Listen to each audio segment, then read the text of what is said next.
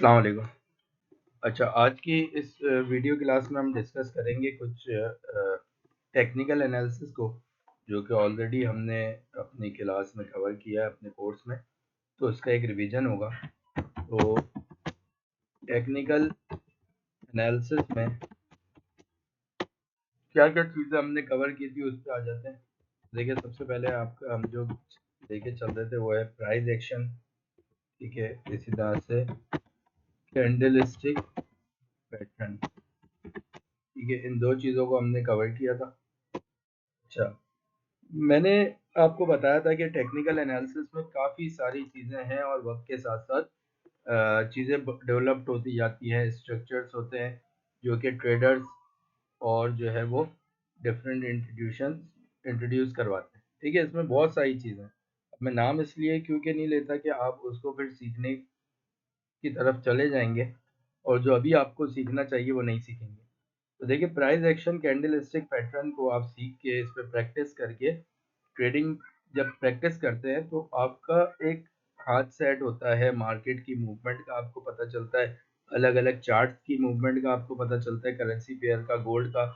तो जिससे आपकी बहुत सारी चीज़ें डेवलप हो जाती हैं। जब वो चीज़ें डेवलप हो जाती हैं और प्राइस एक्शन से आप जो है वो प्रॉफिटेबिलिटी की तरफ भी जा रहे होते हैं, उसके बाद जब आप किसी भी पैटर्न को, किसी भी कॉन्सेप्ट को समझेंगे तो आपको एक तो समझ में भी आसानी से आएगा और आपको फ़ायदा भी होगा। लेकिन अगर आप स्टार्टिंग में ही सोचेंगे हर चीज़ समझ लें तो वो आप समझेंगे ही नहीं, आपको सालों लग जाएंगे, वो चीज़ तो ख़त्म नहीं होगी, इतनी है, ठीक है। तो इसलिए मैं अपने स्टूडेंट्स को कहता हूँ कि आप प्राइस एक्शन और कैंडलस्टिक पैटर्न पे रहते हुए डेमो प्रैक्टिस करके आप अपने आप को यूज टू बनाएं मार्केट का, अपने डिसिप्लिन को सेट करें, अपने पेशेंस को सेट करें, अपनी प्रॉफिटेबिलिटी को सेट करें। ये चीज़ जब आप अचीव कर लेंगे फिर आप आगे जो है वो काफ़ी चीज़ें एडवांस सीखते जाएंगे।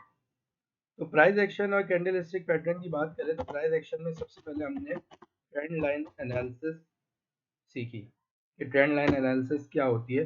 तो तीन तरह के ट्रेंड होते हैं। अगर सबसे पहले जो है वो बुलिश ट्रेंड की बात करें तो बुलिश ट्रेंड होता है, ठीक है। और नंबर सेकंड आपका बेयरिश ट्रेंड होता है।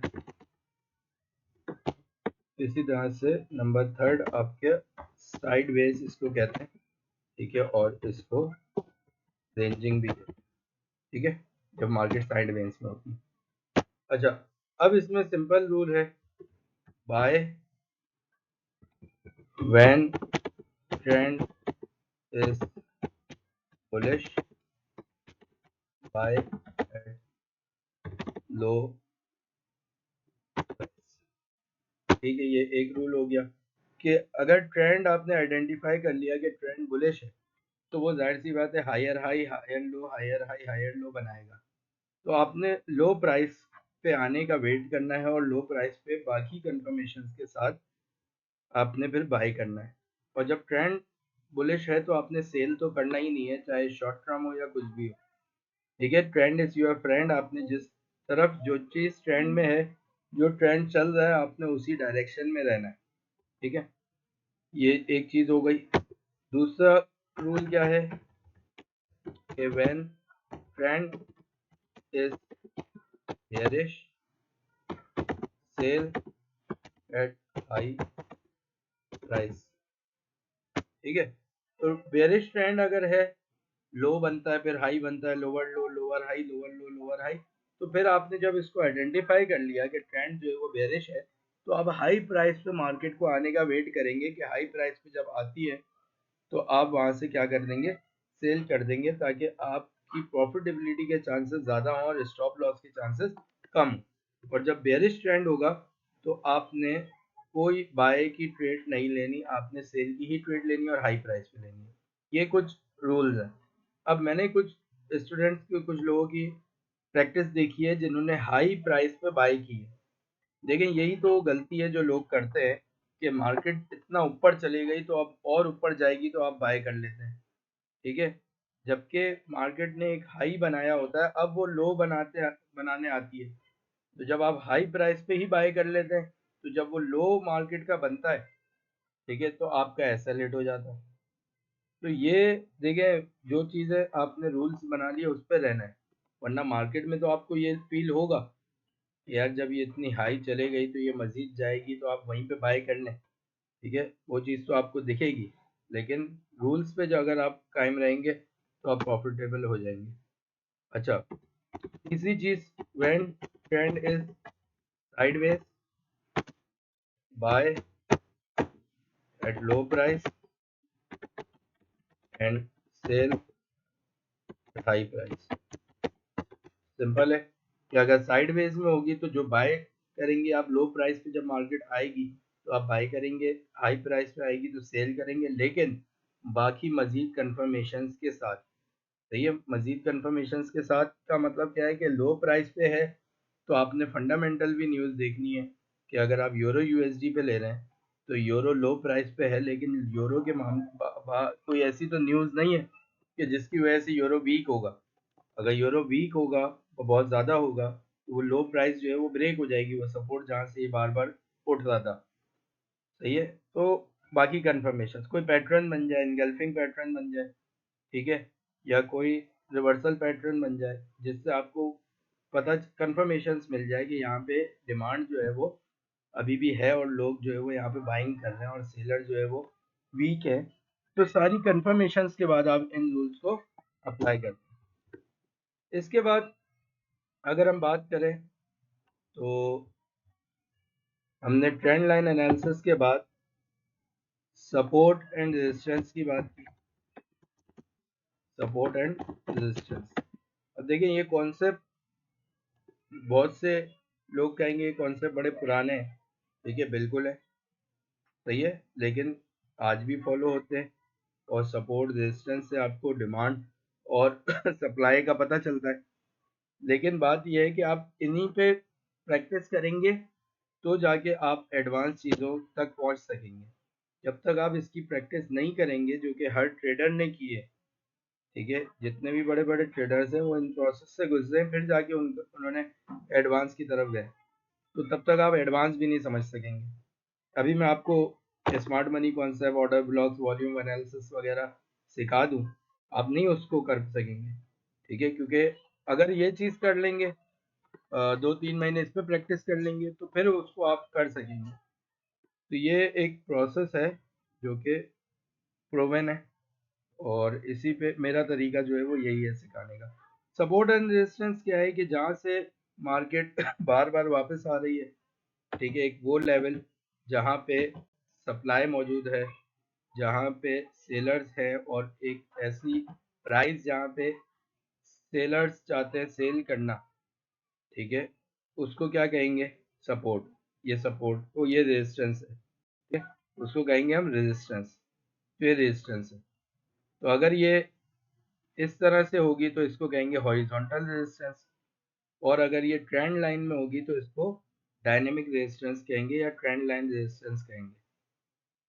तो ये वो रेजिस्टेंस, वो प्राइस होती है जहां से मार्केट बार बार जो है वो नीचे आ रही है, ठीक है, तो बार बार मार्केट जो है वो जहां से नीचे आती है तो इसका मतलब है कि वहां पे सप्लाई मौजूद है, वहां पे सेलर्स एक्टिव है और वो प्राइस है जहां पे लोग ये समझते हैं कि वहां से मार्केट जो है वो नीचे जाएगी, तो उसको हम रेजिस्टेंस कहते हैं। और वो प्राइस जहां से मार्केट बार बार ऊपर आ रही है, बाय में जा रही है, बुलिश जा रही है और वहां से उसको रिजेक्शन मिल रही है, तो इसका मतलब ये वो लेवल है जो कि डिमांड जहाँ पे मौजूद है, बायर्स यहाँ पे इस प्राइस पे बाय करना चाहते हैं, बायर्स स्ट्रॉन्ग है, तो ये जो है वो सपोर्ट कहलाता है। सही है, अब आप इसकी जितनी प्रैक्टिस करेंगे, सपोर्ट एंड रेजिस्टेंस ड्रॉ करेंगे, ट्रेंड लाइंस ड्रॉ करेंगे, और आपने करना क्या है कि जब आप ट्रेंड लाइन या सपोर्ट रेजिस्टेंस ड्रॉ करें तो इस तरह से हो कि आप फिर वेट करेंगे, अगर उस रेजिस्टेंस के पास मार्केट आती है तो आप सेल करेंगे, उस सपोर्ट के पास मार्केट आती है तो आप बाय करेंगे, तो आप थोड़ा रुके, 1 दिन 2 दिन, जब भी उस सपोर्ट पे आए तो आप बाय करें, जब भी उस रेजिस्टेंस पे आए तो आप सेल करें, और उसके बाद पोस्ट एनालिसिस करेंगे ट्रेड लेने के बाद, एसएल होता है या टीपी होता है और क्यों होता है। तो जब आप उनकी वजह में जाएंगे कि एसएल आपका क्यों हुआ, वजह क्या थी, तो आपको बहुत सी वजह मिल जाएगी जो कि आपके लिए एक बहुत बड़ी लर्निंग होगी। मिसाल के तौर पे यूरो यूएसडी है, आपने बाय किया है लेकिन आपका एसएल हो गया, स्टॉप लॉस, और आप ये वजह ढूंढते कि क्यों हुआ, और आप फॉरेक्स फैक्ट्री में जाते हो और आपको पता चलता है कि वहाँ पे हाई इम्पैक्ट न्यूज़ थी जिस टाइम आपने ट्रेड ली, आपके ट्रेड लेने के बाद, तो वो न्यूज़ जो है वो नेगेटिव आई और यूरो यूएसडी का आपका स्टॉप लॉस हो गया। तो अब आपको सीखने को क्या मिला कि जितना भी अच्छा सेटअप टेक्निकल एनालिसिस में मिले, आपने फंडामेंटल एनालिसिस को भी चेक करना है कि कोई ऐसी चीज़ तो नहीं है जो कि जिसकी वजह से मैंने जो ट्रेड लिए वो अगेंस्ट में चले जाए। तो जितनी ज़्यादा आपके पास कंफर्मेशन होंगी उतना ज़्यादा आपकी एनालिसिस काम करेगी। ठीक है, तो सपोर्ट रेजिस्टेंस ड्रॉ करें, बैक टेस्टिंग करें।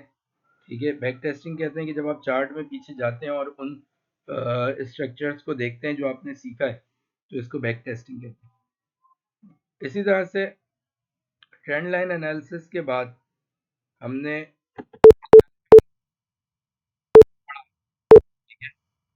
ये थोड़ा सा हम कैंडल पैटर्न की तरफ आ गए।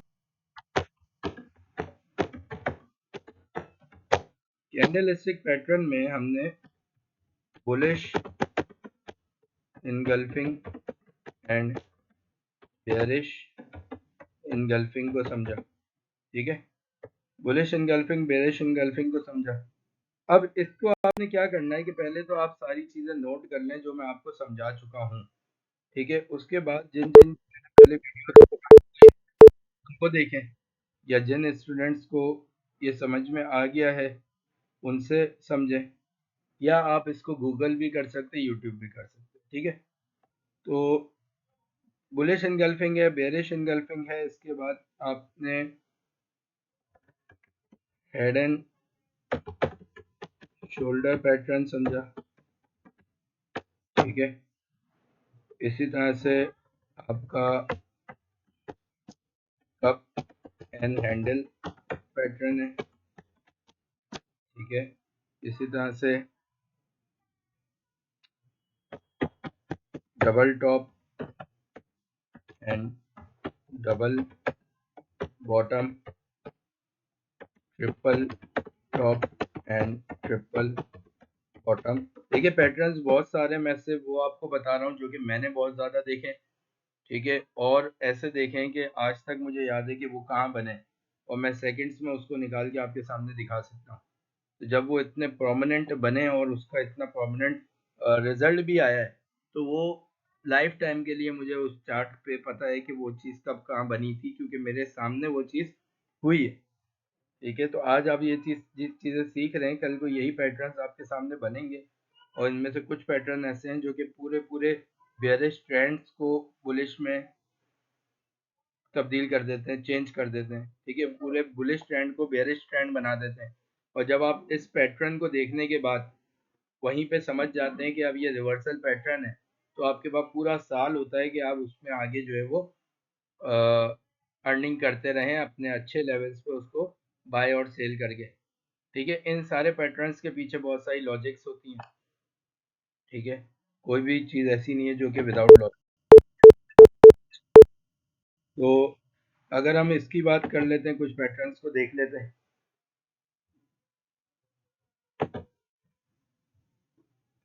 ये कुछ पैटर्न्स हैं यहाँ पे मैंने निकाले हैं, जैसे डबल टॉप हो गया। ठीक है, तो मैंने आपको बताया था कि देखिए मैं जितनी चीज़ें आपको सिखाऊंगा ना वो होगी लिमिटेड, लेकिन अगर आपको अनलिमिटेड नॉलेज चाहिए तो आप उन चीज़ों को जब आप गूगल पे सर्च करेंगे तो आ जाएंगी। ठीक है, क्योंकि मैं खुद भी करता हूँ सर्च।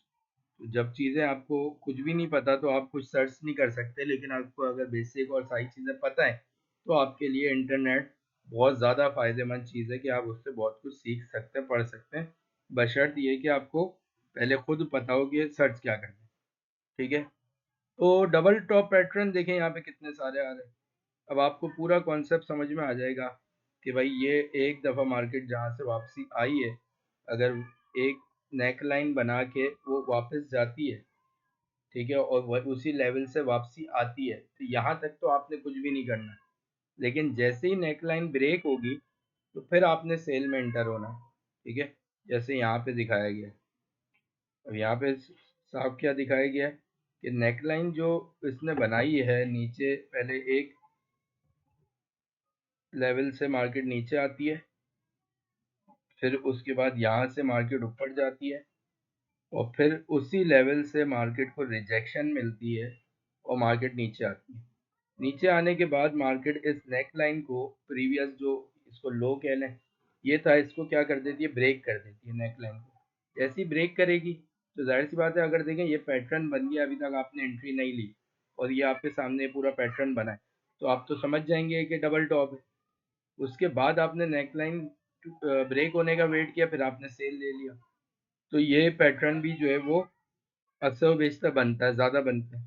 ठीक है, double top, double bottom, triple top, triple bottom. तो सेम एज इट इज जब ये इन्वर्स होगा, ठीक है, डबल टॉप की जगह ये जब नीचे यही चीज़ बनेगी एक बेयरिश ट्रेंड के बाद, तो इसको क्या कहेंगे कि डबल बॉटम कहेंगे। सेम इसका भी रूल यही है कि एक दफ़ा मार्केट जो है वो एक बॉटम, फर्स्ट बॉटम से वापसी आती है और इस तरह से जो है वो यहाँ से मार्केट क्या चले जाती है, वापसी जाती है, और उसी लेवल से मार्केट को रिजेक्शन मिलती है और वापसी आती है। तो आपने क्या करना है, just trend line, neck line के ब्रेक होने का वेट करना, उसके बाद आप इंटर हो जाएंगे बाय में। तो ये डबल बॉटम है, डबल टॉप है। अब इसको आप चार्ट में ढूंढें, ठीक है, ट्रेडिंग व्यू पे या MT4 पे। इसी को, यही आपकी प्रैक्टिस असल है कि आप डिफरेंट चार्ट्स देखें, उसके अंदर आपने देखना है 1 घंटा, 4 घंटा, डे वन पे अगर आपको डबल बॉटम नज़र आए, आपने फ़ौरन उसको मार्क कर लिया। ट्रिपल बॉटम नज़र आए, इनगल्फिंग नज़र आए, उनको मार्क कर लिया। तो जब इसकी प्रैक्टिस बार बार करेंगे तो जब नई किसी रनिंग करंट मार्केट में जब वो चीज़ बनेगी तो आपको फ़ौरन क्लिक हो जाएगा कि ये तो वही पैटर्न है। ठीक है, इसी तरह से आपका, अगर हम बात करें ट्रिपल बॉटम की, मैं आपको ट्रिपल बॉटम चले चार्ट में दिखा देता हूँ। ठीक है, मेरे लिए चार्ट में चीज़ें आपको दिखाना कोई मुश्किल नहीं है, लेकिन जाहिर सी बात है इतना टाइम नहीं होता कि मैं आपको पूरी बैक टेस्टिंग करके दिखाऊं। फिर भी मैं कोशिश करता हूँ कि कुछ पैटर्न्स आपको दिखा दूँ। जो हमारी लाइव क्लासेस हुई हैं उनमें मैंने सारे पैटर्न्स आपको एग्जाम्पल्स के साथ लाइव चार्ट्स पे दिखाए हैं। ठीक है, चलें अब इसमें मैं आपको दिखा दूँ पैटर्न सामने बने, तो इसलिए मैं आपको दिखा पा रहा हूँ क्योंकि मुझे याद है कौन सी चीज़ कब बनी। ठीक है, अच्छा अभी क्योंकि मार्केट ओपन नहीं है तो इसलिए हमें जो है वो ये चीज़ नज़र नहीं आ रही है।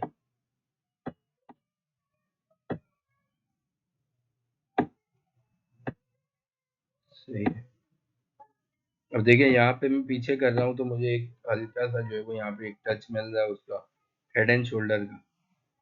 ठीक है, ये शोल्डर, ये हेड और ये शोल्डर। ठीक है, ये हेड एंड शोल्डर का आ रहा है। तो ये अच्छा, इसी तरीके से अब ये देखें कि अगर हम इसमें पीछे जाते हैं,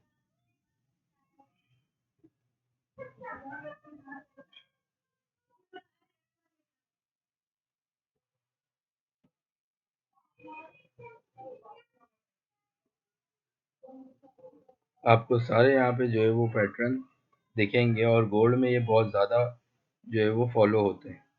ठीक है, ये अगर ये इसकी बात करें तो ये आपके सामने ये इनगल्फिंग पैटर्न। ठीक है, ये इनगल्फिंग पैटर्न है, ये बुलिश इनगल्फिंग। ये मार्केट बेयरिश थी, यानी सेल की कैंडल बनी, उसके बाद एक बाय की कैंडल बनी जिसने प्रीवियस कैंडल को क्या कर दिया, इनगल्फ कर दिया, कवर कर दिया, जिससे पता चला कि यहाँ पे बायर क्या है, स्ट्रांग है। और उसके बाद मार्केट देखिए काफ़ी अच्छा खासा जो है वो बाय में मूव हुई है। ठीक है, अच्छा, तो इस साथ ये इसको बैक टेस्टिंग कहते हैं। सही है कि आप जब देखते हैं, अब ये देखें, ये आपके सामने एक डबल बॉटम आ रहा है। ठीक है, ये आपके सामने ये मार्केट यहाँ से ऊपर गई है, फिर यहाँ पे मार्केट वापसी आई है, इसी लेवल से वापसी गई है।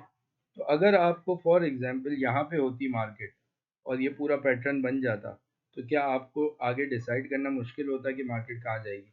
आप बोलते मार्केट डबल बॉटम पे है, डबल बॉटम बनाया, ये नेक लाइन मार्केट ने ब्रेक की, मैं बाय लूंगा। अब यहाँ भी आप बाय लेते तो कोई ऐसा नहीं होता कि आपने कोई जल्दबाजी की है, बल्कि मार्केट देखें कितना ऊपर गई है। तो ये जितनी पैटर्न मैंने आपको बताए हैं, उनके आने के बाद काफ़ी बड़ा जो है वो मार्केट में मूवमेंट होती है। आप उसको जितने भी, जब भी आइडेंटिफाई कर लें और आपका एंट्री पॉइंट अच्छा हो, एग्जिट पॉइंट अच्छा हो तो आप जो है वो प्रॉफिट जनरेट कर सकते हैं। ठीक है। अच्छा, इसी तरीके से आप को जितनी चीज़ें मैंने करवाई हैं, मैं आपको एग्जांपल्स दे सकता हूँ, लेकिन थोड़ी सी टाइम तो इसलिए जो है वो इतना टाइम नहीं मिल पाता कि मैं वीडियो सही से बना सकूं। खैर, आप लोगों से इंशाल्लाह फिजिकली भी मुलाकात होगी, तो इन पे जो है वो डिस्कशन चलती रहेंगी। लेकिन बताने का मकसद ये है कि जब आपके सामने ये सारी चीज़ें हैं, तो आपको चाहिए कि आप गूगल पे इनकी एग्जांपल्स को सर्च करें, उनको ज़्यादा से ज़्यादा अपने जहन में बिठाएं, उसके बाद बैक टेस्टिंग करें, चार्ट में उन पैटर्न्स को ढूंढें, उन पैटर्न्स के बनने के बाद क्या मूवमेंट आई, किस किस तरीके से आई वो देखें, और उसके बाद वो पैटर्न जब आपके सामने बने अभी करंट मार्केट में, तो उस पर आप ट्रेड लें, देखें स्टॉप लॉस होता है, टेक प्रॉफिट होता है, प्रैक्टिस करें। तो जब तक कि आप इन सब चीज़ों के माहिर नहीं हो जाते, जब उसके बाद आप आगे कुछ सीखने की तरफ जाएं, वरना कोई फ़ायदा नहीं होगा, डेमो का टाइम भी आपका वेस्ट होगा। कोई भी चीज़ आप इसके अलावा सीखेंगे, ना ये सीख पाएंगे ना वो सीख पाएंगे, टाइम गुजरता रहेगा, लॉसेस में रहेंगे, प्लस माइनस चलता रहेगा, कोई फ़ायदा नहीं होगा। लेकिन जितनी चीज़ें सीख ली हैं उन पे अगर प्रैक्टिस करते रहेंगे 2 महीने लगातार आपने प्रैक्टिस करनी है, जब तक आप प्रॉफिटेबल स्ट्रेटजी पे नहीं आ जाते, जो भी आपका डेली वीकली मंथली का टारगेट है, जब तक आप उस पर पूरे पूरे नहीं उतरते कंसिस्टेंसी के साथ लॉजिकली, तब तक आपको कोई नई चीज़ नहीं सीखनी चाहिए मेरे हिसाब से। ठीक है। हाँ, उसमें आप पूरा उतर जाएं तो आपका discipline, consistency, patience, money management, risk management, हर चीज़ जब एक डिफाइन हो जाएगी और आप यूज टू हो जाएंगे उन सब चीज़ों के तो फिर उसके बाद आप जो चीज़ सीखना चाहें सीखें। ठीक है, सीखने के लिए बहुत सारी चीज़ें। तो इसमें कोई कंफ्यूजन हो तो मुझे बता दें। मैं ये समझता हूँ कि अगर कोई बंदा खुद से इनकी प्रैक्टिस करे तो कोई कंफ्यूजन बनती नहीं है, लेकिन अगर प्रैक्टिस नहीं करेंगे तो हमेशा रहेगा कि यार ये पता नहीं क्या चीज़ है, क्या चीज़ है। ठीक है।